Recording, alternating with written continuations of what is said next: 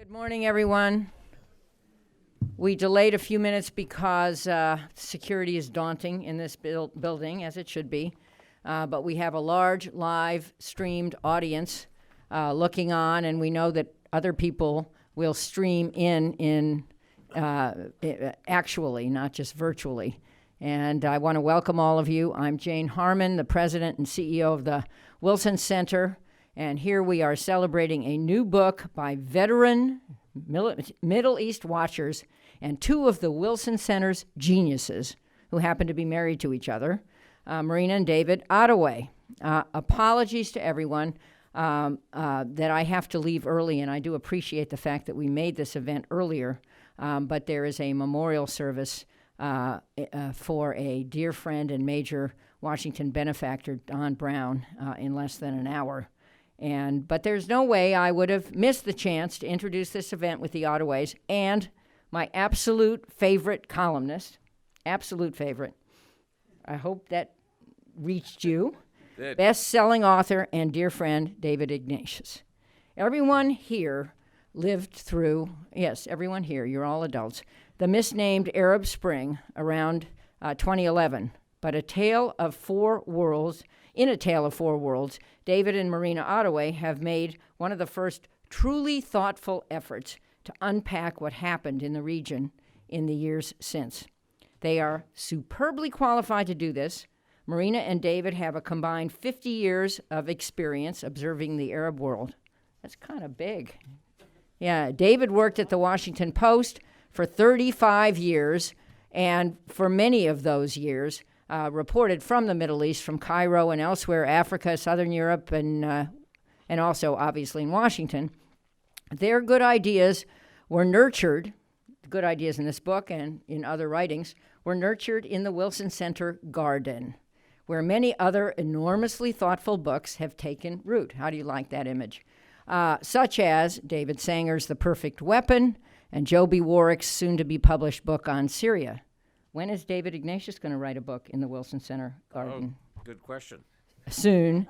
And David is currently a fellow with our Middle East program and was also a fellow from 1979 to 80 and 2005 to 2006. Morena, for her part, has been a fellow since 2013. And I also want to recognize Marissa Kurma, who is a fairly new genius at the Wilson Center and is supervising and shepherding several projects we are working on in the Middle East, one on women's empowerment and another one on workforce development, and it's just a thrill to have her join the Wilson family. So, to moderate this discussion, you're obviously knowing where this is going, is my friend David Ignatius, the author of 11 books, many of them set in the Middle East, and some of them now movies. More than one? Well, not unless you know something I don't know. Okay. Well, one so far, which I watched, and read the book, which is wonderful. I've traveled many, many times to the Middle East, 25 times when I was a member of Congress, many since and many before, and it's always the most fun when I'm attending a conference and David is there. And the reason is that he is insightful, experienced, and a great dinner companion. So there. So welcome to the Wilson Center, which in all objectivity is the best possible venue for launching and diving into this book. Over to you, David. So thank you to Jane. Thanks for the nice words. Thanks especially for your leadership of the Woodrow Wilson Center, tending the garden in which these wonderful books, intellectual work is done. I'm really pleased to be able to lead a discussion of this book for two reasons. First, the Ottaways are dear friends of mine and have been going back to the early 1980s when we all covered the Middle East together. David and I were reminiscing about managing to get to Beirut as the Israeli invasion was beginning. And for the second reason, that this book itself is really commendable. It's like David's journalism, Morena's academic work. It's very careful. It doesn't look for easy headlines in fact, a lot of the value of this book is, to me, that it deflates those easy assessments of the Arab Spring that followed the events of the last decade. So we're going to try to unpack some of the key conclusions that they've reached in the book this morning. We'll turn to all of you at the end for your questions, so I hope you'll be thinking about things you'd particularly like to ask David and Morena to talk about. But I want to begin just to make sure you have the right introduction intellectually to this book by asking Morena and then David to share with us 2 or 3 of the things they most hope that readers will take away from their reading of the book. So, Morena? Thank you.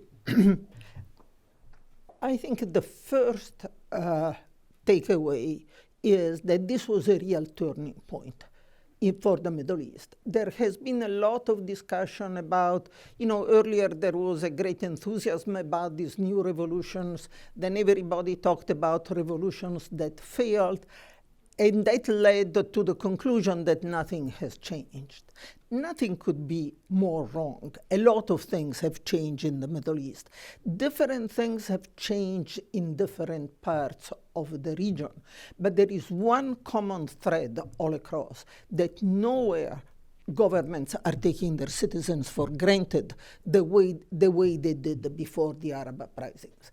We opened the book on this conversation with an Egyptian academic turned politician who assured us just a few months before the uprising that nothing would go wrong in Egypt because the Egyptian people are docile. Nobody in the Arab world is going to say that their citizens are docile any longer. And we see that in a sense, we see the consequence very clearly now in the events in Algeria and the Sudan that really have taken a very different course. The governments were prepared to some extent. And neither the governments nor the protester thought that they could change things all at once. There is a new dynamic at play. Where it's going to lead, I don't know. Because in some cases, the new awareness of citizens has led to greater repression. But certainly there is a different relations going on. The second point I would make is that we have to be very careful about facile explanations about why the uprisings took place and where they can, and therefore where they can place and so on.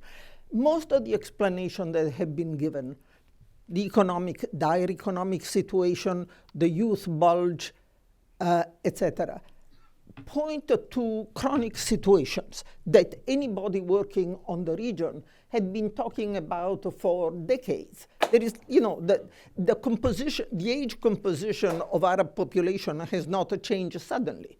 That has been a problem for a long time.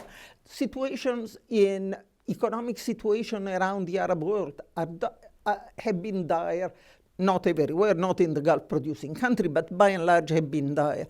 So that essentially there is something else that has triggered the uprising. And frankly, we have trouble understanding what it is, because they are ephemeral things. They are episodes that are very difficult to point to. The Tunisian fruit seller who immolated himself. And I'm making this point because there is, every time you have an episode, an uprising somewhere, immediately people scream, intelligence failure. No, it's not intelligence failure. But I mean, I don't know if it is intelligence failure. I really don't know how much US intelligence agencies were following the unrest that was bubbling everywhere in the Arab world.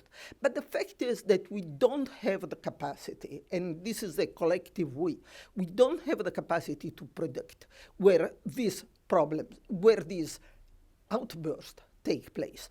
The US government has been financing projects through American University to come up with indicators of instability, indicators of probable sudden crisis. And they never get anywhere. They are entirely predictable. They point to conditions, but they do not point to what actually, the mechanism that actually triggers something. The third point to me is that all these uprisings do reveal the importance of the state. We talk a lot about the governments, the political system, the relations between citizens and government, but the state itself is a major factor here. Many of the Middle East countries have extremely weak states, even when they are authoritarian. And I think this is an old issue, but one should not confuse an authoritarian state with a strong state. And many of the states in the Middle East are very ephemeral. In a sense, all the Gulf states are rather ephemeral. There is no real division between the ruling family and the states. They are very young states to the extent they are states and so on. But even countries like Syria and even Iraq, which is less, are extremely fragile. Iraq is, both these two countries were, as you know, created just after World War I. The Syria has undergone 3 efforts at the state buildings that have failed. Iraq is now undergoing its 4th effort at state buildings, which in my opinion is in process of failing much more than anybody is willing to acknowledge at this point. Iraq is in extremely serious trouble. So this problem, we talk about the problem of the state in Libya, in Yemen, in Syria, but in fact it's much more extensive than we normally discuss.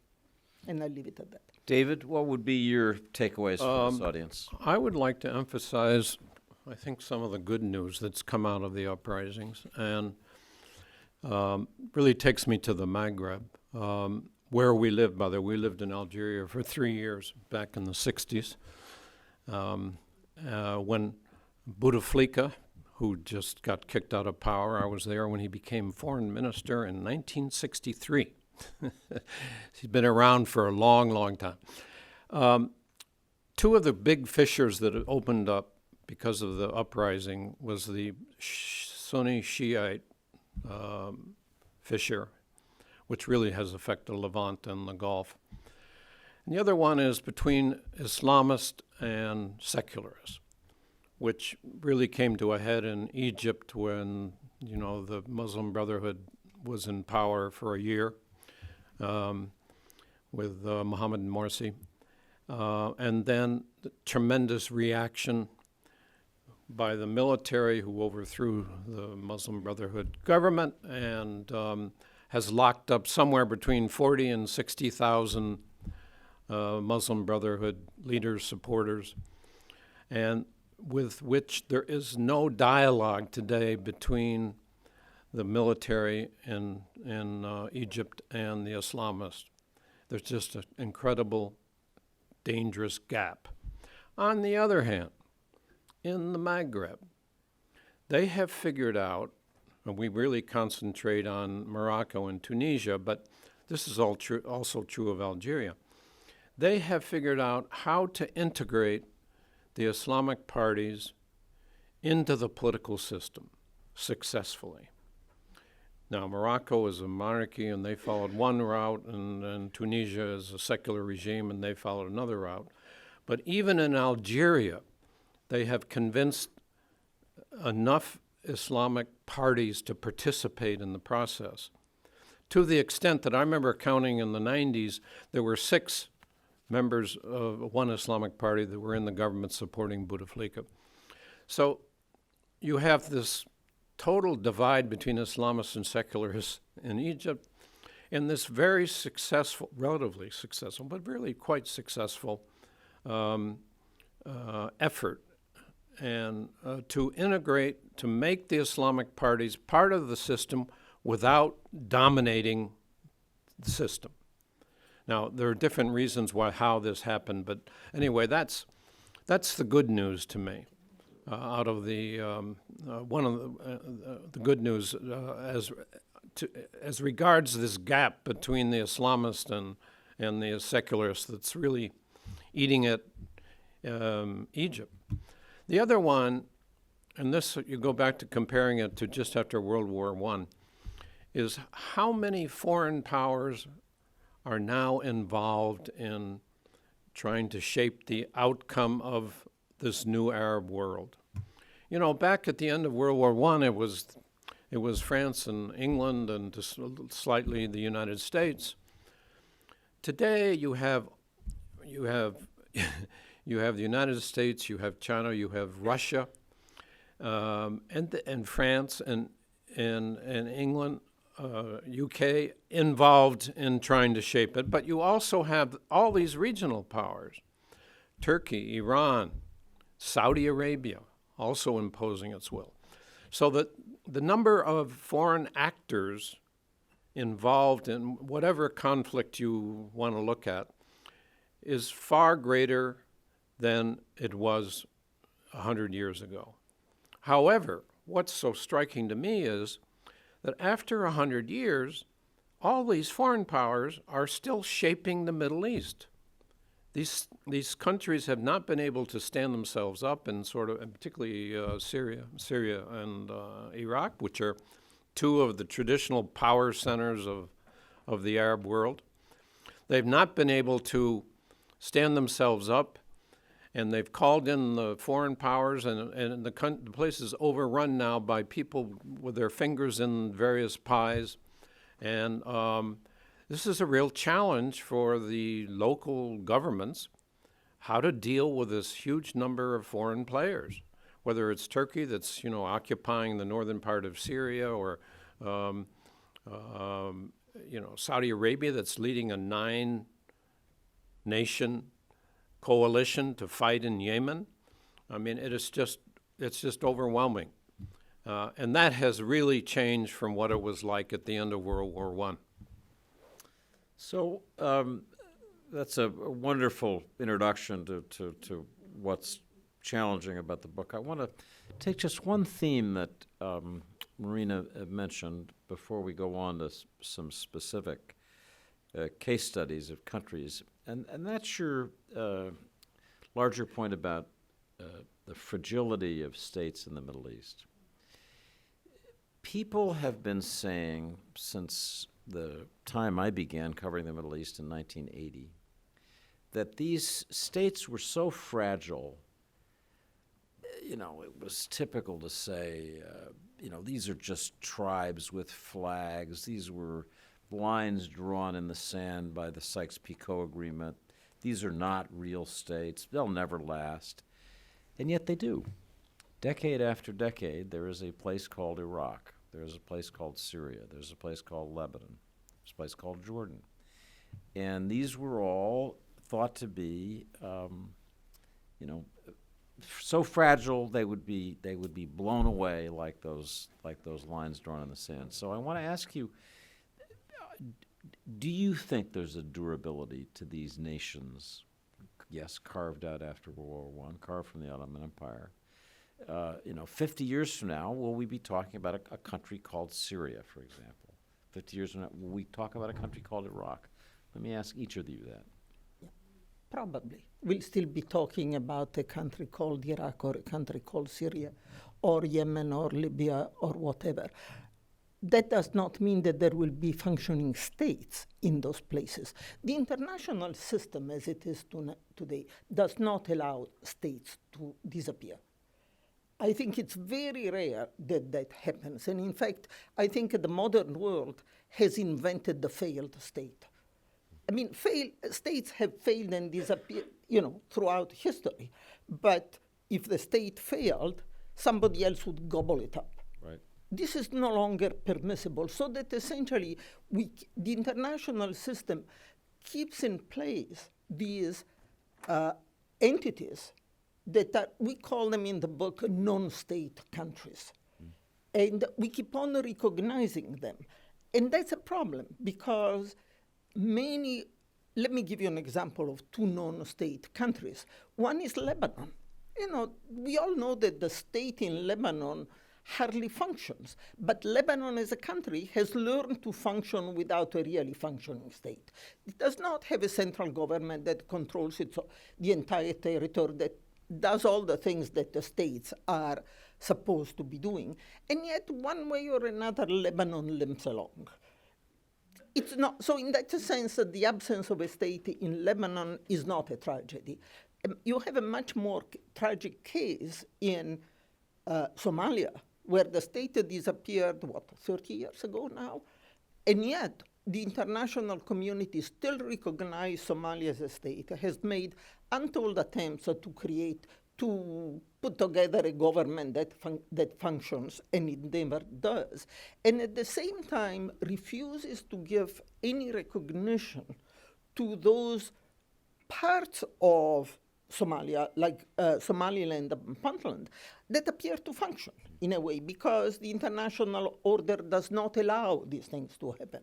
So I think the states will survive, because unless there is some huge change in the international system, which I don't foresee at this point, but that does not mean that there will be functioning states there, and there will, with all the implications. And in many ways, to me, one of the big questions about the states that are falling apart in the Middle East is whether in the future they'll become like Lebanon, which would be okay, or they would become like Somalia. Mm-hmm. And some of them are much more likely to be Somalias than to be Lebanons, unfortunately. David, do you have any thoughts? Yeah, I did. Another really interesting outcome of the uprisings is that all 8 Arab monarchies survived. Not only have they survived, most of them have become more active at building a state. Now, this to me is a really fascinating aspect of, and I say this because David and I were in the Middle East, but then after the fall of the Shah, we were, when is the next Arab monarchy gonna fall? And the domino theory, and well, it turns out none of them have fallen, and they have done relatively well, certainly compared to the secular republics, in holding themselves together and even sort of adding dynamism to what was there before, because of their fear, if they don't, they're going to be swept away. But so the one of the, I don't know if I call it paradoxical, one of the interesting outcomes of the uprisings is that the monarchies are in better shape than the republics.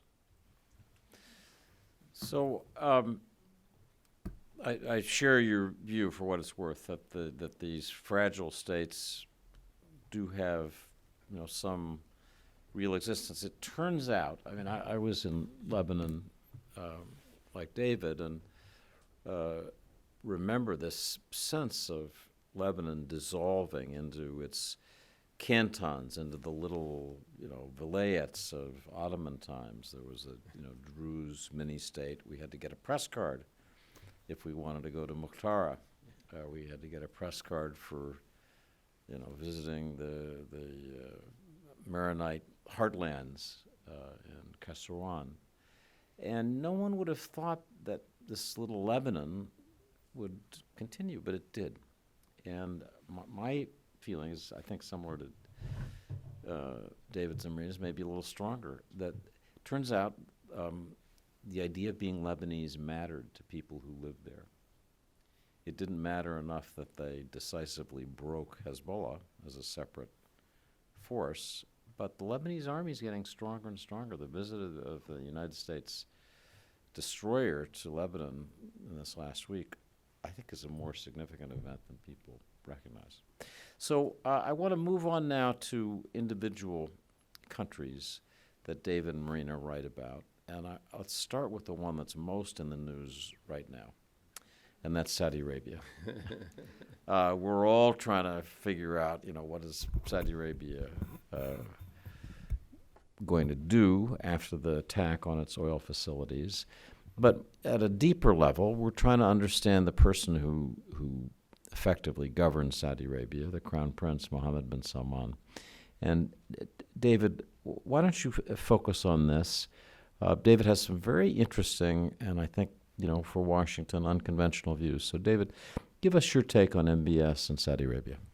Well, I think when it comes to Saudi Arabia and MBS, you have to separate foreign policy from domestic policy. And in terms of, let's talk about domestic policy, where I feel Mohammed bin Salman has made some key decisions that are helping the country get out of this deadlock where the country was dominated by the Wahhabi establishment and just crushing the social order to enjoy itself or have any, freedom at all. And he has, I'm talking about domestic now, so he has silenced the Wahhabi establishment. He has silenced the clerics that were even more radical, and prevented them from interrupting any of the celebrations, if you want to call it that, any of the concerts, the singers pouring into Saudi Arabia now to hold wrestling matches or that are now flooding the country. There have been no interruptions, which I thought would happen, from any of the Wahhabi extremists. And this despite the fact that the Mufti 3 years ago was condemning all this kind of music and dancing and entertainment as totally haram, and it was going to corrupt Saudi Arabia, et cetera, et cetera. So he has also done something more for women. Now I'm not talking about how he's dealt with the politics of this, but because he's also silenced any pressure from liberals or the progressives that are pushing too hard, faster than he wants to go. But he's definitely making progress in integrating women into the workforce and lifting the restrictions on their travel without permission from their husbands or their sons. So there is really kind of a social revolution going on inside the country. So that's the good news from my point of view. The bad news is the foreign policy. He's really made a hash of it. And strangely, Mohammed bin Salman has got the same problem as Trump. They've alienated all their natural allies, and they're both alone facing this crisis with Iran. And where this hurts the Saudis the most is with their allies. The Gulf Cooperation Council consists of the 6 Arab monarchies in the Gulf. 4 of them now want accommodation with Iran, not confrontation. Only Saudi Arabia and I think Bahrain has to go along because they're so dependent now on Saudi Arabia.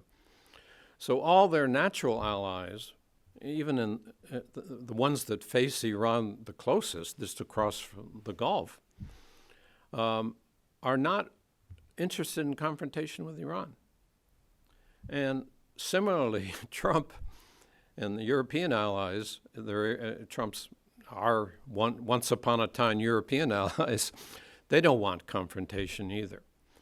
So here is Mohammed bin Salman has managed to alienate and most of the rest of the Arab world on the issue of Iran, which they care the most about, and finds himself very isolated. So he's got to repair his relations with his natural allies, just as Trump has to do something to repair the U.S. relations with our European allies when it comes to Iran. So let me put the counterpoint to you about Mohammed bin Salman. I'm not going to focus here on the Washington Post's particular concern about our colleague who was killed. I know we're coming up to the first anniversary of his death on October 2nd. But to ask you the broader question, over the time, David, that you and I and Morena have been looking at the Middle East, we have periodically fallen in love with modernizing autocrats. The Shah was obviously an example of that infatuation, but so was Saddam Hussein. I remember when Washington was just so enthusiastic about Saddam. Saddam was going to make peace with Israel. Saddam's ambassador, Nizar Hamdoun, was the talk of the town. This was he may be a torturer and a killer, but he's transforming Iraq. That was the line. There were a lot of people who fell in love with Mubarak and Sadat before him, autocratic heads of state. But they certainly, Egypt was growing at a steady 5% back then. Be nice if Sisi could equal that. So my question, David, is: isn't it possible that MBS is the latest iteration of something that we know very well, the modernizer who will take on the clerics, as Saddam did in Iraq, as Mubarak did in Egypt. It will look Western, but who basically is governing by secret police. Let's just put it straight up. What about that critique? Well, first of all, Jamal Khashoggi was a dear friend of ours. He was supposed to come to the center. He didn't make it because he didn't have the right kind of visa, and we were waiting for him to get his residence permit in this country. And there's hard, it's just, we were all devastated with what happened and how it happened. And did this represent really the dark side of Mohammed bin Salman that was going to end up haunting him and us? It is certainly haunting us. The Saudis themselves, particularly the young people, are still great supporters of Mohammed bin Salman because he's lifted the Wahhabi hold over society. So he's got a lot of support among young people. In the royal family, not so much. But he does have support in the royal family. And he's put together a coalition government that has various branches of the royal family participating.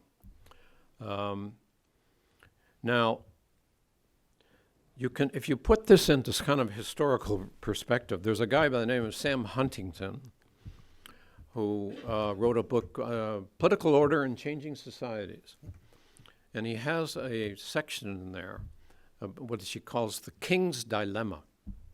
This is the modernizing king who, in the process of modernization, sets loose social forces that come into conflict with the established, the social groups supporting the status quo, and over time is done in by the new forces being created in society by the process of modernization. Now, he was pretty pessimistic, saying sooner or later the monarchy is overthrown by these new social forces that rise up and get organized, etc. Now, when I look at what he's doing, he's trying to keep control of both the old forces that are opposed to what he's doing and the new forces that may end up trying to threaten him. And I think the middle term and long term problem is Saudi society is really changing. First of all, you've got more women graduating than men. You have women are sort of the major agent of change in my mind and what's going on in Saudi Arabia. So are these forces that are coming, the Saudis have not taken to the streets so far, except the Shia in the eastern province. But is the time going to come where the pressure from women and other young people who can't find jobs, it's 12% unemployment in the country, is the time going to come when there's going to be some kind of organization, real movement from the streets, or call it the street, that are going to challenge him? Or is it going to come from inside the royal family, the old established order, that he's also trying to sweep away? So this is his dilemma. I think you put that well. Morena? Yes, I just wanted to add, going back to your original question, he's not an admirable person by any stretch of the imagination. I think he's playing an important historical role. And that does not make him good. I don't think that's, he's far from being, everything about his being an autocrat, the whole situation with Jamal Khashoggi, that's completely unforgivable. This is all very true. But I think he's creating changes in Saudi Arabia that were necessary and, in my opinion, are going to be irreversible. They are not going to put the lid back on the way it was on before. I think there is this greater sense of openness in the society. The fact, and entertainment seems to be a trivial thing, but it's not in a country like Saudi Arabia. And all that, I think it's a permanent change. Is he the one who is going to bring the country into a brave new world? I'm not sure. I'm not even sure that he's going to survive his father's death in terms of the politics of the royal family. I mean, this is all up in the air. But I think he's playing an important historical role at this point. So I just would note how precious I think this sort of independent analysis is. I'll just state it's a fact. Jamal Khashoggi had no better friend in the Washington policy world than David Morena. I mean, David sort of passed over it, but David and Morena were the people who were trying to get him securely settled here when he was threatened by MBS. So when they say they were grieved by his loss, they really mean it. But I think I've been in the kingdom as recently as a month or so ago, and it just is a fact. Even those of us from the Post have to be honest and see it, that he has a lot of support. And Saudi Arabia is changing in ways that people like me and David and Morena never would have imagined possible. So I really credit the independence of your opinion. I want to ask you about another subject on which sometimes we don't get a full debate in Washington, and that's Egypt. And I want to ask each of you, because you both have looked carefully at Egypt, but I'll start with you, David, to assess Egypt's modernizing autocrat, General al-Sisi. What he's doing right, what you think makes sense, what he's doing wrong, and overall how you would assess where Egypt's heading. Well, we were there, what was it, last November? Yeah. And snuck out to the new administrative capital, where he's spending vast sums of money to create a new capital east of the current Cairo. And you couldn't help wondering about the wrong focus on what to do with whatever money Egypt has today. But he's fallen in love with these mega projects. We compare, it's sort of Nasser the return of Nasser to the country. He's fallen in love with these mega projects that he'll probably try and put his name on, maybe the new capital, I don't know. Initially, after taking over, he's on the political side, he's made it, there is absolutely no dialogue going on with the Islamists that won 70% of the parliament seats in the first elections after the uprising. And there's nothing going on. Now, that to me is the making of real trouble. You can't ignore a force that had 70% of the seats in parliament in honest elections. So on the political side, to me, he's just, he's not solving the problem, he's making it worse. On the economic side, these mega projects and his investment in arms, military arms, are really misfocused. And this is a country that has every year 750,000 graduates from its universities. That's the number of jobs they have to create every year. And this mega project of the new administrative capital is turning into a real problem because people like the United Arab Emirates and the Chinese, who are going to make really big investments there and pay for the cost for doing it, have pulled out. And he widened the Suez Canal, and he talked about creating a big industrial zone along the Suez Canal, which has gone nowhere. And in fact, the flow of traffic through the canal has either been what it was initially or gone down. So the one bright spot, which has really nothing to do with him, is the discovery of gas off Egypt by the Italian company Eni, and which is about to come on stream and is going to really play a very important role in solving the shortage of gas inside the country and maybe some exports. But that's not due to Sisi, that's due to Eni. So I don't really see much admirable in what he's done so far. Morena, do you want to speak briefly about Sisi? Yeah, I really do not accept your qualification of Sisi as a modernizing autocrat. He's an autocrat, all right, but I don't think he's a modernizing autocrat. In many ways, his vision for the country is the Nasser vision. Mm-hmm. Without the charisma that Nasser have and the capacity to inspire the entire region, that for better or for worse, Nasser definitely had. His major, and also what needs to be talked about more, he has put the economy totally in the hands of the military.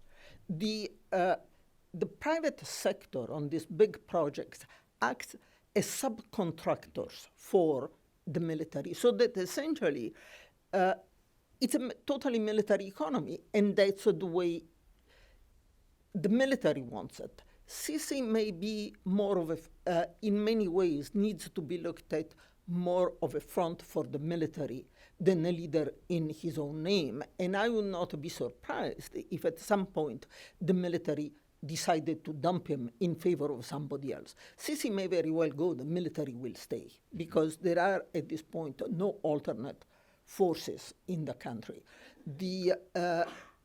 Whatever passes for liberal establishment in Egypt was so scared of the Muslim Brotherhood that it totally caved in to the military. So essentially, at this point, the military controls Egypt, and Sisi is only part of it. And Maria, let me ask you briefly a question, because I remember during that, now seems a long time ago, when the Mohammed Morsi and the Muslim Brotherhood, really at the invitation of the United States, the Obama administration, you'd have to say, ruled Egypt. And I remember you would host members of the Brotherhood who would come and make their case to various Washington audiences. What's happened to those people? Are they all in prison? Have they all, there was this whole, as we say, that 70% of Egypt voted for them, and they just seem to have disappeared as a force, and not simply because of repression. I have the sense that middle-class Egyptians got sick of them. But you tell me, you know better than I. I'm not sure that middle-class Egyptians got sick of it. Repression certainly has a lot to do with it. They arrested all the leaders, and the ones that they, except for the ones that managed to take the road to exile beforehand. For a while, there were pods of Muslim Brotherhood leadership in Qatar, from which they were invited to leave. I think there are still groups in Istanbul and spread all over, but essentially the leadership has been beheaded.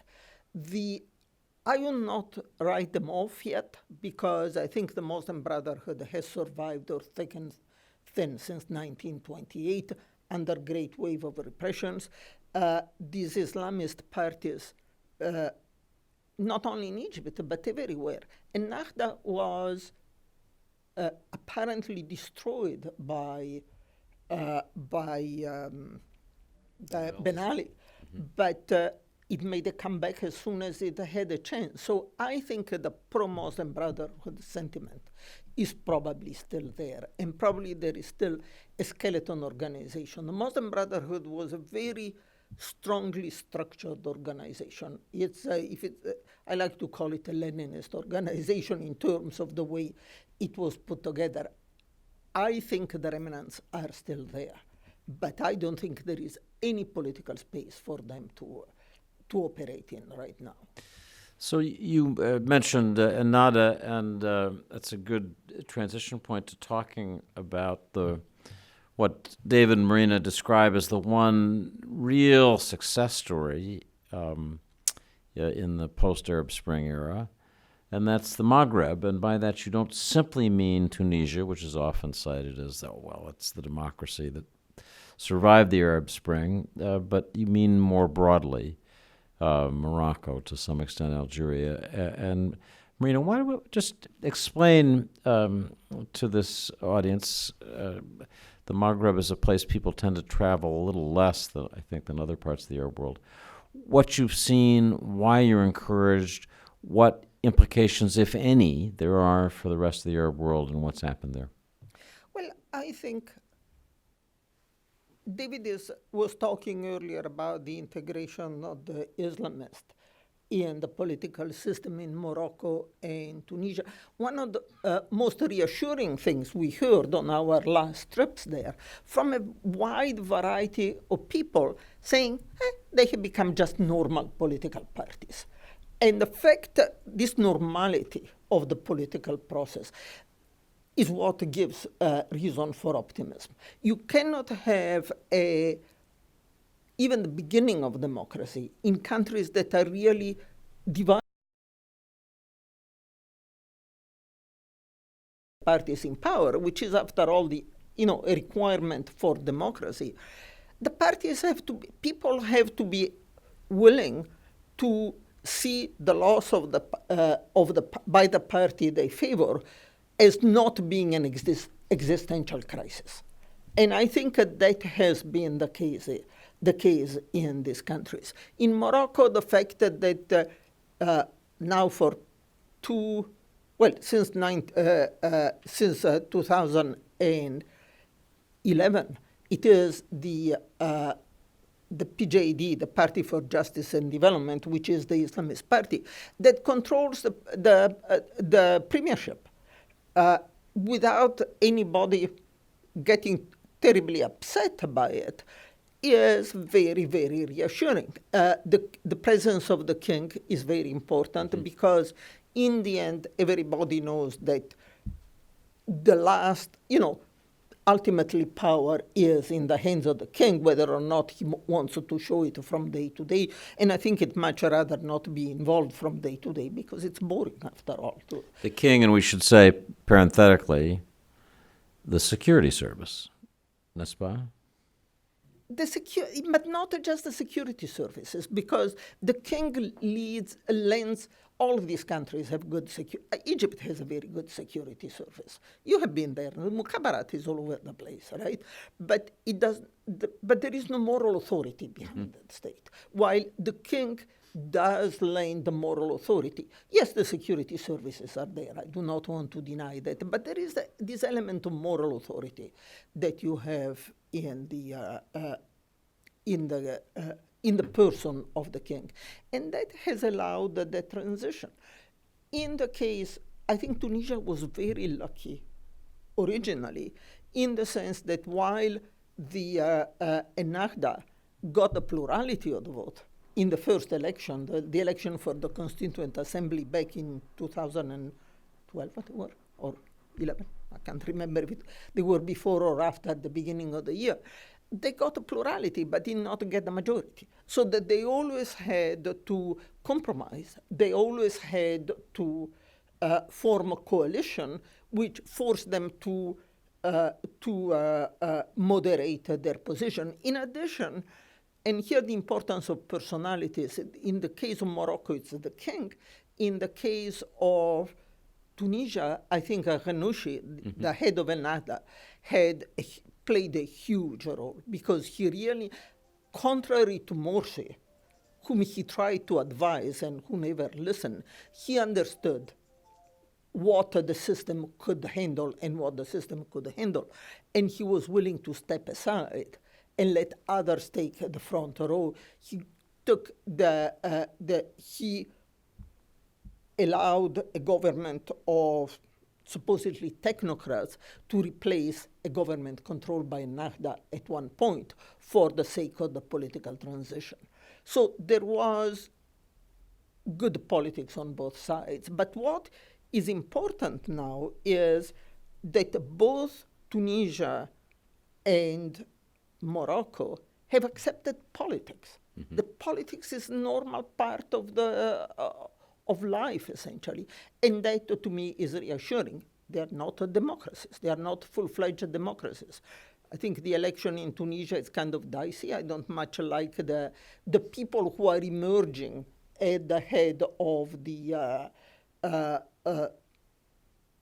in the election, the first round of the election. The two top vote getters is one guy, a very conservative populist, and a businessman who's in jail. So it's not, exactly an ideal situation, but yet there is, you can see different political forces competing with each other, and to some extent that's true in Morocco. In Algeria, there is certainly the potential for that kind of development. The problem now, and the political forces have proved a great deal of maturity. In a country that has been known for violence before, everybody has been very careful in this confrontation with the military not to go too far overboard. The last step now is that the military is insisting on elections. Soon, the protesters are not accepting elections held in the way the military wants to hold them. So there is still potential for confrontation, but I think so far things show a maturity in the political process which gives some reason for optimism. David, do you want to add anything to Morena's view of the Maghreb? No, why is the Maghreb, so far ahead of the rest of the Arab world in terms of political development? And I think back, what we've discovered is that the labor unions, you need to have multiple centers of power and influence in a society to generate a democracy, the balancing act of democracy. And the labor unions in Tunisia played an absolute crucial role in taking the protest from Sidi Bouzid to Tunis. Couldn't have been done without them. They were able to organize people. They have 600,000 members, so they played a very important role.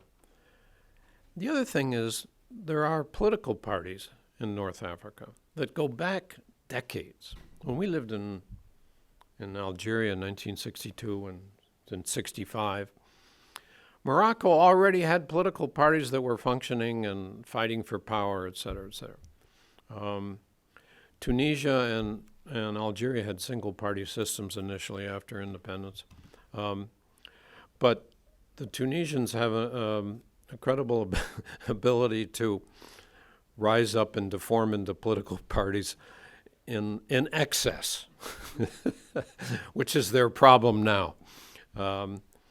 But they had a human rights groups. They had some kind of civil society upon which you could draw people to help develop a political system after 2011.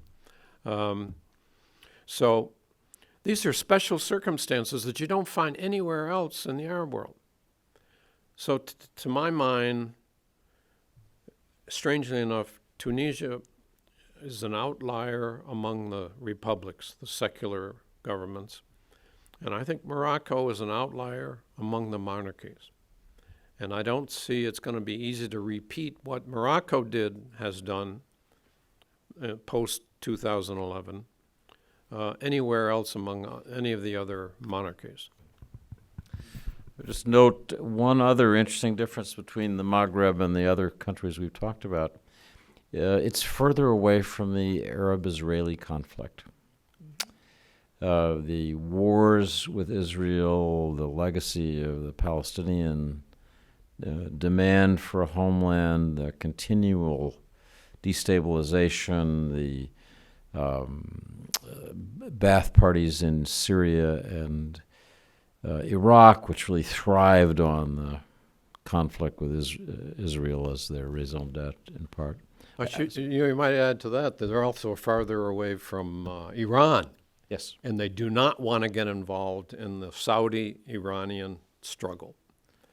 And I found it really amazing when Mohammed bin Salman made a tour of the Arab world to try and gain support after what happened to Gamal Khashoggi, that the king of Morocco would not receive him. I mean, that is an extraordinary slap in the face from one monarch to another. But when we were there in Morocco, I don't know when we were last there, but everybody would say, why do we want to get involved in these feuds between Shiites and Sunnis? And there are hardly any Shiites relatively speaking, from Morocco through to Egypt. It's not their issue. It's not their problem. This is one of the big differences we discussed. Morena. Yeah, we were asking, during our visits, we got this sense that really the Maghreb countries were trying to divorce the Middle East as much and taking their distance. And we started somewhat timidly asking questions of people, whether our perception was accurate. And they looked at us as if we had been stupid and said, of course we are. Well, It was. So I think it's a good time to go to the audience. I see a hand up already and a number. So yes, sir.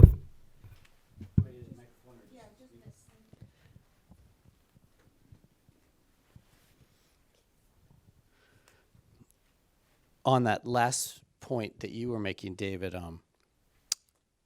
views on the Palestine-Israeli conflict in the Maghreb are actually, I find, even more staunch than in the Middle East. There's more nuance in the Middle East.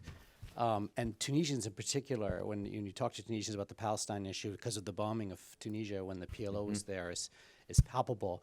I would posit along the same geographical thinking that you were doing, it's actually proximity to Europe and the United States. And I just looked up to the data here, and Morocco's third for tourist destinations for Americans now after UAE and Turkey. And if you throw in Israel, then it's fourth. And there's a massive increase, all of us that follow Morocco closely, in U.S.-Moroccan connections just over the last 10 years, which is sort of palpable not only in Moroccan society, but in American society. I mean, just turn on NPR, I'll have 10 references to Morocco in a couple of hours, you know. So and not about other countries unless there's something blown up or some big conflict going on. So I just wanted to throw that out there. And then ask Morena and David a question about the Maghreb. I agree with your argument about politics and contingencies over structures and triggers, and 100%. The other argument that's often made is that there's a political culture in the Maghreb that's different. Thinking of Masri's book, you know, and that there's a different history there, and they'll, you know, look at. So I was wondering how you view Maghrebis' view of their own culture and their own history being important, or whether you discount that and just are making that political argument without that. Well, I can think of on the religious side. They're not Wahhabis, and they don't like the Wahhabis. They're Sufis, and they have marabout and everything that the Wahhabis hate. So I would say religiously they're quite quite different from the Wahhabi tradition. So is that part of that political culture? That's part of it. It's more liberal. It's more, but it's been going on for a long time. I mean, the labor unions were involved in the struggle for independence for Tunisia in 1956 through 1958. I mean, you know, they've been there a long time. The parties in Morocco have been there a long time. They've had a long time to develop a political culture. This has to do with their proximity to Europe. So many of them have been in France or Spain, where there is a political process. They get it. You know, they've seen it work. They're really kind of, you know, the almost part of Europe in terms of labor force and where the pipelines go for gas and electricity and migration, and so that's I think has also influenced the kind of political culture of the Maghreb. So, sorry. No, I still insist that the structure, the existence of organized political forces is the most important factor. These organizations are not ephemeral. They are not organizations that come and go. The Ticlaw party has been there forever. The labor unions have been there forever. In other words, there is the pluralism of these countries is not superficial. It really is deeply embedded in the society. The labor union movement is embedded in the society. The Islamists are embedded in the society. So in a sense, they have no choice but getting, you know, finding a modus vivendi among themselves. So we have the gentleman in the second row. Yes, Thank sir. you, David. Ed Gabriel, former U.S. ambassador to Morocco. David, Morena, thanks for this body of work. It's really helpful to hear you today. So my question is about Morocco. What's the king doing right? Or you could say, what's Morocco doing right? What are they doing wrong? And what do they have to do moving forward to meet what he's saying is an irreversible movement towards democracy? I'll start on that. Ambassador Gabriel, I have to laugh because this is a discussion we have had for years about what the king is doing right and what the king is not. I think what the king is doing right is that he has accepted the necessity of change and the necessity of control change. It is avoiding the king's dilemma, avoiding a process that would get out of control. What he's doing wrong, in my considerate opinion, and that's what we discussed many times, is that he's moving too slowly. That he started this process in 2011 and is not leading the process. He's waiting to be pushed more. And that's a dangerous thing because there is desire for more change in the society. I think on the economic side, you have to give them credit. They don't have any oil. They don't have any gas. but they've figured out a strategy for developing the economy, which is kind of becoming a center for car production for Europe. They are now shipping something like 650,000 cars that are either assembled or are partly made in Morocco and the other part assembled. And they're headed for export of 1 million cars by 2023.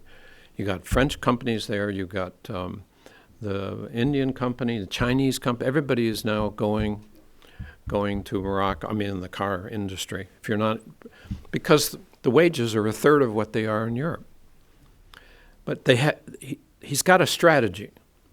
He's taken, and then they're working on alternative energy, and they have a vision, they have a strategy, and they've really pushed hard to go into Africa, both for economic and political reasons. But you get a feeling that they've really been quite successful. The idea that Morocco is going to produce 1 million cars, it's the number one. I think it's the number one source of foreign exchange earning now. Is that right? Yeah. No, yeah. So I think their economic policy, the king or his advisors or the collective have come up with a policy that's working. The woman in the fourth row, yes, please. Hi, I'm Helena Cobbin. Helena, how are you? Short hair. I'm really looking forward to reading the book. And I want to drag you away from the Maghreb, sorry, but to look at broader issues to do with the Arab Spring. Social media. I'm really eager to find out what you have to say about that. I was running the other day in a T-shirt that I got in Cairo in 2011 that said, January 25th, Facebook freedom. And the idea that we would associate Facebook with freedom right now seems very, very dated, because you had the amazing sort of mobilization in the Arab Spring of that social media allowed, and then you had the mobilization of the counter-revolution in Egypt by Naguib Sawiris and his AstroTurf organization Tamarud. And you've seen MBS really use social media, not just to completely control and distort the discourse, but also to infect people's devices around the world. So could you say something about that? Go ahead. Yeah. I'm very skeptical on all the interpretation of the uprising, linking the Arab uprising to the use of social media. Yes, there is no doubt that they were used. That there is no doubt that they helped to bring people out in the squares and so on. Let me point out that every uprising that I know of has always been linked in some explanations to whatever media were available. The revolutions of 1848 in Europe were attributed to the spread of daily newspaper, this newfangled invention called the daily newspaper. I never found a technological explanation for the Russian Revolution, but certainly the Khomeini Revolution, the Islamic Revolution in Iran, people were talking about the importance of cassettes and the diffusion of, cassette players and so on. So I think the bottom line here is that, in my opinion, people use whatever technology is available in order to spread their message. And social media is not very different. I think social media have had a negative impact on some of the uprising for a different reason, that have made it very easy for people to organize superficially without having the capacity, then developing the capacity to follow up. And one thing that we know is that the youth was very important in the overthrow of Mubarak and the overthrow of Ben Ali and so on and so forth. But nowhere has the youth played a role after the initial street movements because they never developed an organization. We had an interesting meeting back in 2010. No, 2009, when I was at the Carnegie Endowment, and we had a meeting in Beirut with the representatives of all these protest movements that were bubbling around the Arab world. And we had people from many different countries. And a very big discussion erupted among the participants between those that supported, that argued that you had to organize along traditional line, that the organization was important. The labor unions were very much, arguing in that sense. And then the younger participants, particularly from youth groups, that argued in favor of mobilizing people with social media. And in the end, we know what happened.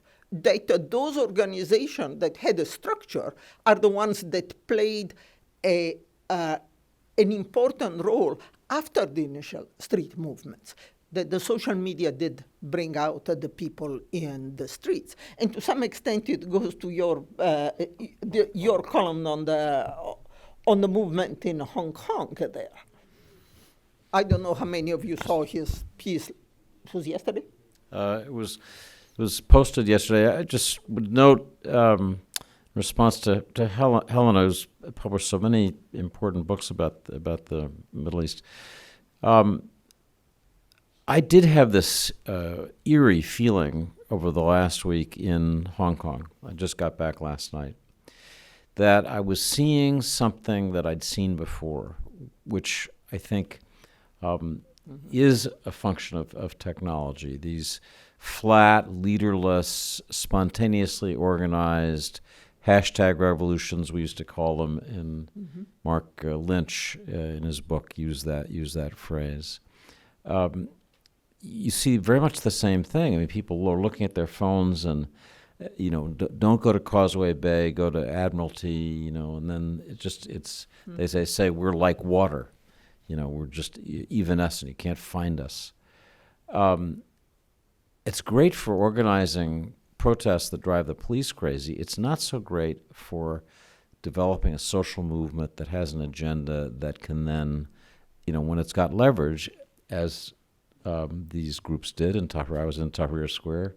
They toppled the government, but they didn't know what to do next. And I have that same really terrible feeling about what's ahead in Hong Kong, unless they can find some leadership that can, leverage their advantages. So the gentleman here in the second row. Thank you, David Benowitz. Arab culture has traditionally been tribal, where people identified primarily with their tribe, and politics was basically tribal leaders jockeying for power. Has this changed at all? Is this changing, or are what we're seeing just the current tribes that are in ascendancy at the moment? Depends which country. Yeah. Go ahead. Go ahead. Well, politics in the Maghreb, it's not a tribal by and large. I mean, it's way past being tribal. And the same thing, it's true in Egypt.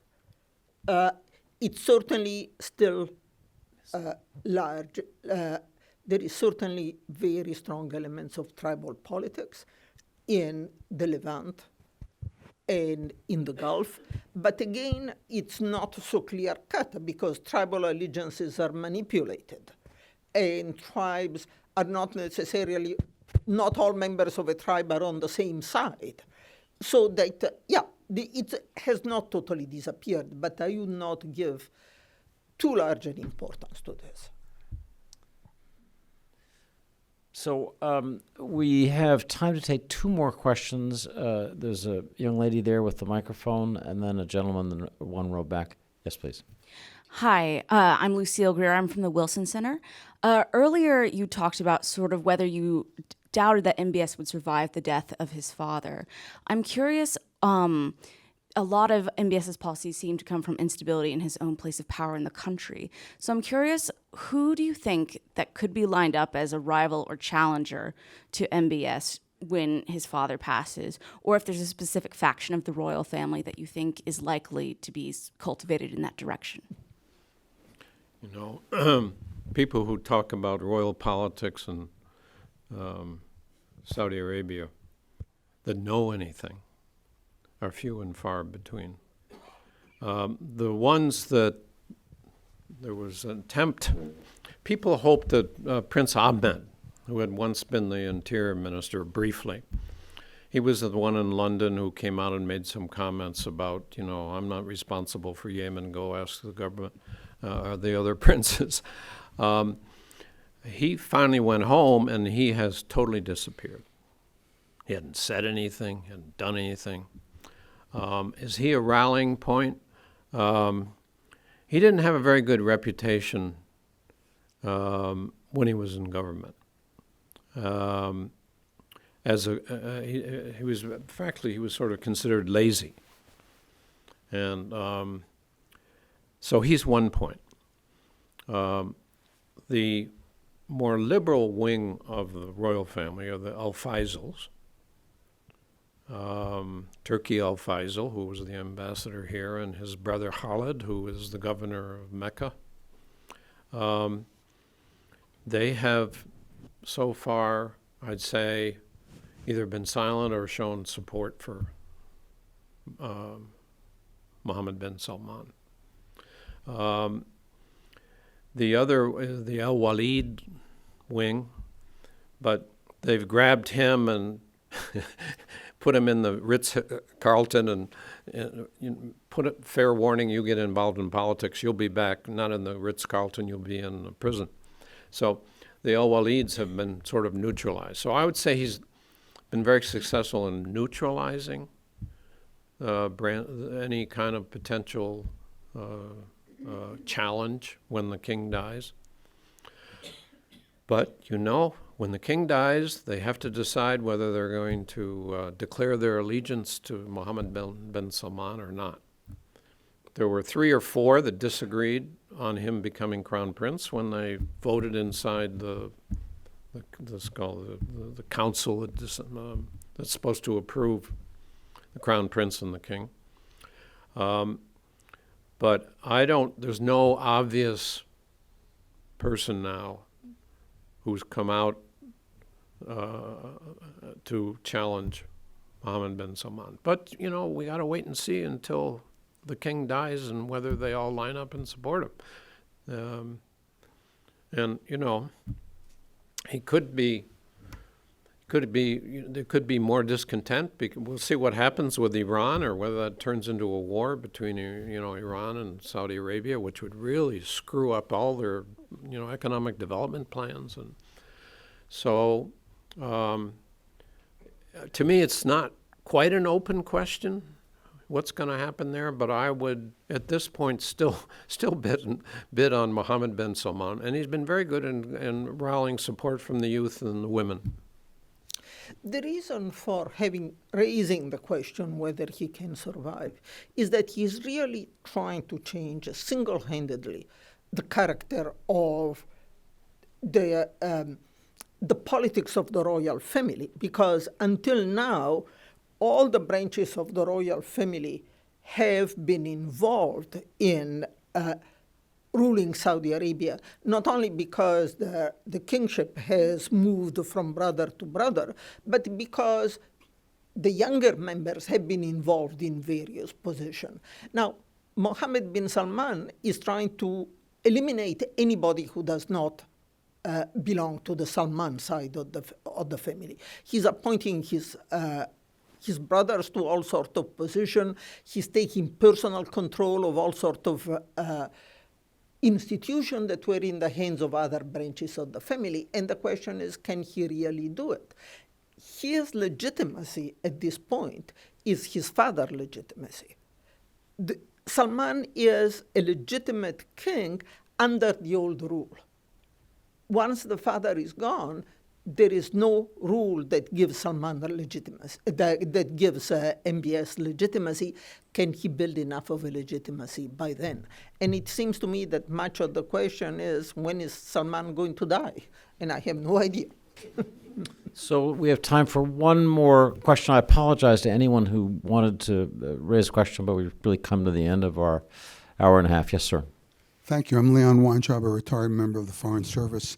I'd like to return briefly to the focus on the Israeli-Palestinian issue. We all can remember the time when the Arab Street, as it was called, was a very significant issue and a force in the focus between Israel and Palestine. It seems now, with much more focus and a real possible attempt to have influence on internal affairs, that the Arab Street, so to speak, is kind of a spent force on Israel-Palestinian, and that flag and the banner has been picked up by Iran. I'm wondering if the Arab influence on that issue, Israel-Palestinian, has gone away, or is it possibly, may it perhaps be reignited if someone finds it useful to do that? The Arab Street influence? Yes. Well, we haven't, been a long time since we've seen major protests or demonstrations in favor of the Palestinian cause.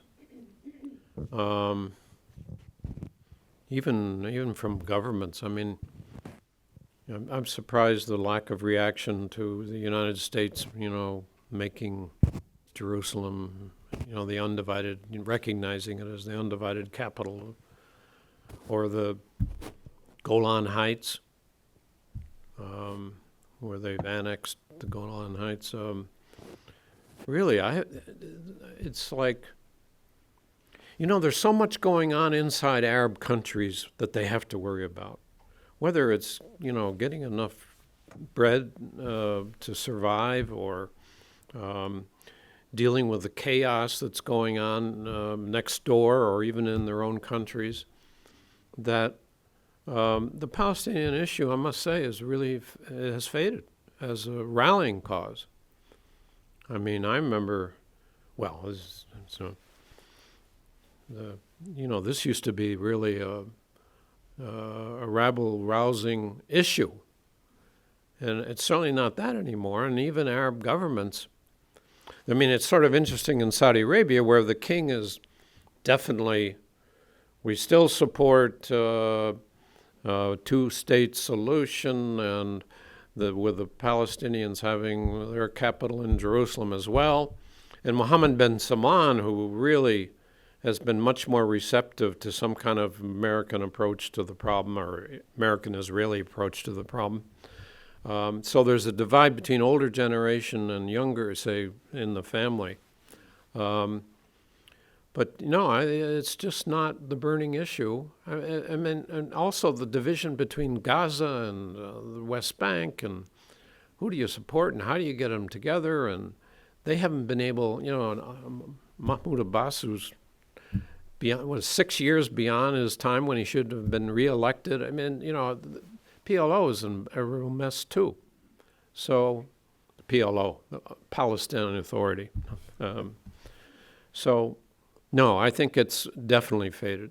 Now, if Netanyahu goes ahead and annexes the Jordan Valley and also every settlement in the West Bank, is that going to be enough to start something going? I don't know. I am skeptical that we're going to see big uprising in the Arab world and the street protests. So, David and Morena are dear friends of mine. You can see from this conversation, I hope when you read the book, they are rare analysts of this part of the world. Thank you, David and Morena. Thank you. And before everybody leaves, just special thanks to David Ignatius for moderating this session and for being with us this morning. And thank you to David and Morena, and we hope to continue the conversation on your book, because all these issues are still very relevant today. And we will actually have another event tomorrow morning where Morena will be moderating the discussion with the Arab Barometer, which has been doing surveys in the Arab world for the last 12 years to look at Arab perceptions and attitudes on youth, the economy, and women's leadership, amongst other issues. So join us again tomorrow, and thank you for being with us today at the Wilson Center. Have a good day.